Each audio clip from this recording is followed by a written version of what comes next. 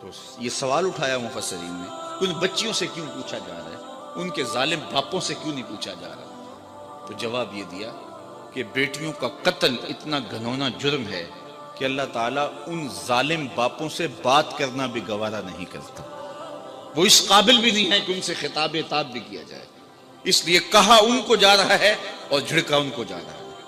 تو اتنا بڑا جرم جٹائی کے ساتھ ہوتا ہے، فخر کے ساتھ ہوتا ہے، اور معاشرے میں داد ملتی ہے، اور کوئی اس کے راستے میں رکاوٹ ڈالنے والا نہیں ہے۔ یہ میرے حضور تھے جنہوں نے آ کے کہا بیٹیوں کو قتل کرنے والوں سن لو، میری بیٹی فاطمہ میرے جگر کا ٹکڑا ہے۔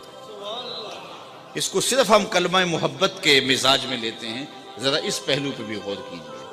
جب بیٹیوں کو زندہ درگور کر کے باپ فخر کرتا ہے، اس زمانے میں یہ کہنا کہ میری بیٹی میرے جگر کا ٹکڑا ہے، یہ کتنی بڑی بات تھی۔ اور فرمایا جو دو بہنیں اور دو بیٹیاں اللہ کی رضا کے لیے تربیت کر کے پروان چڑھا کے ان کا نکاح کر دے، کل قیامت کے دن وہ میرے ساتھ اس طرح ہوگا جس طرح میری یہ دو انگلیاں ہیں۔ ایک شخص کھڑا ہوا، حضور اگر کسی کی دو بیٹیاں نہ ہوں تو ایک ہی بیٹی ہو تو فرمایا اس کو بھی یہ اعزاز ملے گا۔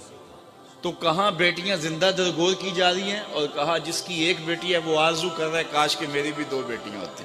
یہ تھی تبدیلی، یہ تھا حضور کا لایا ہوا دین۔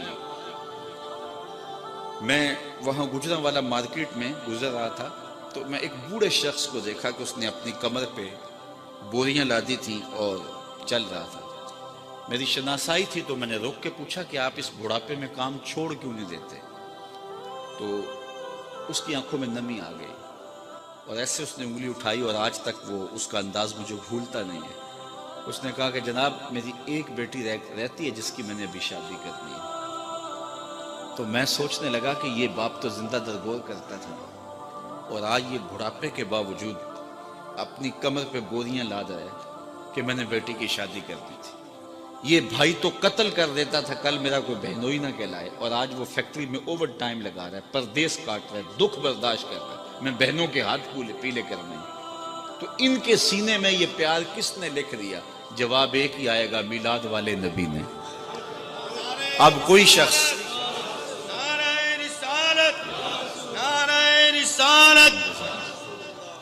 اب وہ بیٹی جس کو زندہ درگور کر کے باپ فخر کرتا تھا، اسی بیٹی کے لیے آج باپ اپنی جھکی ہوئی کمر پہ بوریاں لاد کے مزدوری کر رہا ہے۔ اس بیٹی کو عزت دی، اور جب بیٹی کو رخصت کرتا ہے تو باپ کی آنکھیں نمناک ہوتی ہیں۔ کوئی بندہ کہے اس بیٹی کو کہ تو حضور کا میلاد نہ منایا کر، میرے پاس یہ اتنے دلائل موجود ہیں، تو وہ کہے گی منہ ادھر کر، مجھے تو عزت ہی حضور نے دی ہے، مجھے تو وقار ہی حضور نے دیا ہے۔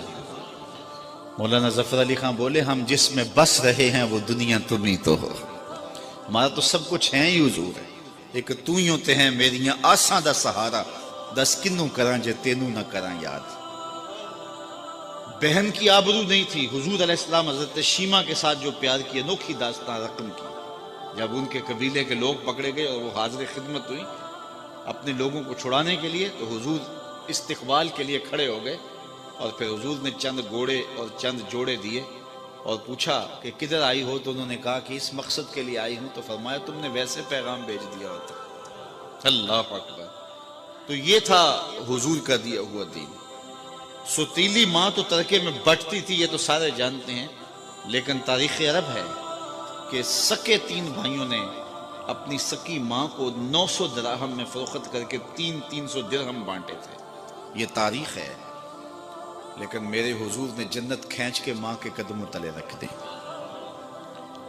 سارا وقار یہاں ہے، ساری عزتیں یہی ہیں۔ ماں باپ کی رضا میں اللہ کی رضا چھپا دی، ماں کی ناراضگی میں اللہ کی ناراضگی رکھ دی۔ پھر خود عملاً حضور نے اپنی ماں کا ذکر کیا۔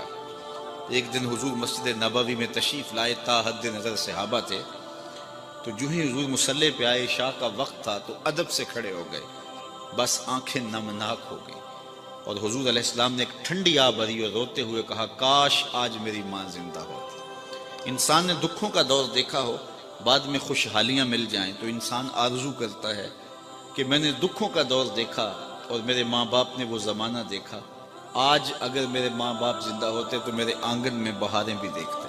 تو وہ آرزو کرتا ہے، وہ تمنا کرتا ہے۔ تو حضور جب پیدا ہوئے تھے تو باپ کا سایہ سر پہ نہیں تھا، 6 سال کی عمر تھی، ابوا کی ریت کے ٹیلے تھے، سید آمنہ کو سخت بخار ہو گیا، ام ایمن کو بلا کے کہا میرے اس بیٹے کو بحفاظت امیر قریش عبد المطلب تک پہنچا دینا، مجھے لگتا ہے میرا بخار جان لیوا ثابت ہوگا۔ پھر حضور سے کچھ باتیں کرنا چاہی لیکن ضبط کے بندھن ٹوٹ گئے، حضرت آمنہ کوئی باتیں نہ کر سکی، جو چند باتیں کی ابن حشام نے سیرت النبویہ کے اندر لکھی ہیں۔ کہا بیٹا ہر نئی چیز نے پرانا ہو جانا ہے، ہر باقی نے فنا ہو جانا ہے، میں بھی جا رہی ہوں وذکرہ باق و ولد تو توہرا، لیکن میرا ذکر نہیں مٹے گا، اس لیے کہ تیرے جیسا ستھرا بیٹا چھوڑ کے جا رہی ہوں۔ جن ماؤں کے بیٹے اتنے اچھے ہوں ان ماؤں کا ذکر نہیں مٹا کرتا۔ یہ آخری لفظ تھے سیدہ آمنہ کے کہ وصال ہو گیا۔ حضور ماں سے لپٹ گئے، امی آپ آگے بولتی نہیں، لیکن خاموش ہو گیا تھا چمن بولتا۔ پھر ماں کی وہیں تدفین کی اور پتھر کے چھوٹے چھوٹے ٹکڑے قبر پہ رکھے۔ تجھے کن پھولوں میں ہم کفن دیں، تو جدا ہی ایسے موسموں میں ہوا جب درختوں کے ہاتھ پھولوں سے خالی تھے۔ آج مدینے میں حضور کی ماں کا انتقال ہوتا، فرشتے جنت سے پھول لے کے آتے، کتنے صحابہ جنازے میں ہوتے، لیکن 6 سال کی عمر، خیر حضور مکے چلے گئے، پھر وقت گزرے، لیل و نہار کروٹیں بدلتے رہے، پھر طائف کے بازار بھی آئے، مکی کی گلیاں بھی آئیں، پھر آج حضور مدینے ہجرت کر کے آئے ہیں تو ادب کی آیتیں اتر گئی ہیں۔ خبردار میرے نبی کی آواز سے آواز بھی اونچی نہ ہونے پائے۔ میرے نبی سے بات کرنی ہے تو پہلے گھر جاؤ، صدقہ لو، پھر فقیر ڈھونڈو، پھر خیرات کرو، پھر میرے نبی کی چوکھٹ پہ آؤ، تمہیں پتہ چلے کتنی اونچی بارگاہ میں آ رہے ہیں۔ حضور تشریف لائے، صحابہ ادب سے کھڑے ہو گئے، نظر پلٹ کے ابوا میں چلی گئی، کہا لو ادرکت والدی او احدہما، کاش آج میرے ماں باپ زندہ ہوتے یا کم از کم میری ماں زندہ ہوتی، وَأَنَا أُصَلِّي صَلَاةَ الْعِشَاء، اور میں لوگوں کو نماز عشاء پڑھا رہا ہوتا، وَأَقْرَأُ فِيهَا بِفَاتِحَةِ الْكِتَابِ، اور اس میں سورہ فاتحہ کی تلاوت چل رہی ہوتی، پھر میری ماں کو میرے ساتھ کوئی کام یاد آ جاتا، دروازے پر آتی، چلمن سرکاتی اور میٹھے اور مد بھرے لہجے میں مجھے بیٹا کہہ کے آواز دیتی، فرمائے لوگوں میں نماز چھوڑ کے پہلے ماں کی بات سن لیتا۔ کہاں ماں بکتی ہے، کہاں ماں کے قدموں تلے جنت بچھا دی۔ آج بیوی کے حقوق کی بات ہوتی ہے اور دنیا کہتی ہے کہ ہم نے خواتین کو حقوق دیے، میں کہتا ہوں کائنات میں اس کی کوئی دوسری مثال لا کے دکھاؤ۔ جب حضرت خدیجۃ الکبریٰ کا آخری وقت آیا، انہوں نے حضرت سیدہ فاطمہ سے کہا جاؤ اپنے باپ سے چادر رحمت مانگ کے لاؤ۔ وہ حاضر خدمت ہوئیں تو حضور نے فرمایا کہ فاطمہ اپنی ماں سے پوچھو چادر کیا کرنی ہے، تو وہ پوچھنے آئی تو حضور بھی پیچھے آ گئے۔ تو سیدہ خدیجہ رضی اللہ تعالیٰ عنہ نے کہا حضور میرے بدن پر بخار کی جو حالت ہے مجھے لگتا ہے یہ بخار جان لیوا ثابت ہوگا، میں نے چادر اس لیے منگوائی ہے کہ اس چادر سے مجھے کفن دیا جائے۔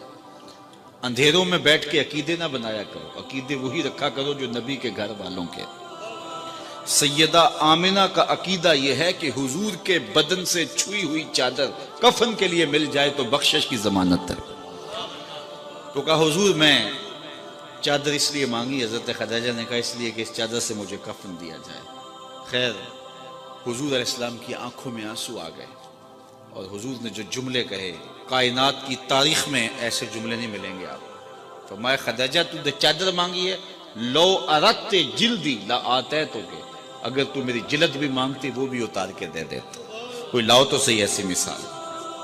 ام المومنین سیدہ عائشہ رضی اللہ تعالیٰ عنہ فرماتی ہیں میں حضور گھر تشریف لائے اور میں آب خورے میں پانی لے رہی تھی، حضور نے مجھے کہا عائشہ تھوڑا سا پانی میرے لیے بھی چھوڑنا، میں نے چھوڑ دیا تو حضور نے میرے ہاتھ سے پیالہ لیا، پھر پینے سے پہلے رک گئے اور مجھ سے مخاطبہ کرتے ہوئے فرمایا عائشہ ذرا بتانا تم نے ہونٹ کہاں لگائے تھے، مجھے بتاؤ اگر شوہر کا رویہ بیوی کے ساتھ یہ ہوگا تو گھر جنت کا ٹکڑا نہیں بن جائے گا؟ تو کوئی لاؤ تو صحیح ایسی مثال۔ کسی زمانے میں ایک غیر مسلم نے اسلام قبول کیا تو اسے پوچھا گیا کہ اسلام کی کس قدر نے تجھے متاثر کیا، تو وہ بولا کہ سیرت کا صرف ایک واقعہ میری ہدایت کا سبب بن گیا۔ کیا ہوا؟ کہا مجلس رسول صلی اللہ علیہ وسلم لگی تھی، لوگوں کا ہجوم تھا، ایک شخص نے عرض کی حضور میرے لیے دعا کر دیجئے، میرا بچہ کئی دنوں سے گم ہے، مل نہیں رہا، مل جائے۔ قبل اس سے کہ حضور کے ہاتھ اٹھتے اور اجابت کے سارے در کھل جاتے، ایک شخص مجلس میں موجود تھا، کھڑا ہو گیا، حضور میں ابھی فلاں باغ کے قریب سے گزر کے آیا ہوں اور میں اس کے بچے کو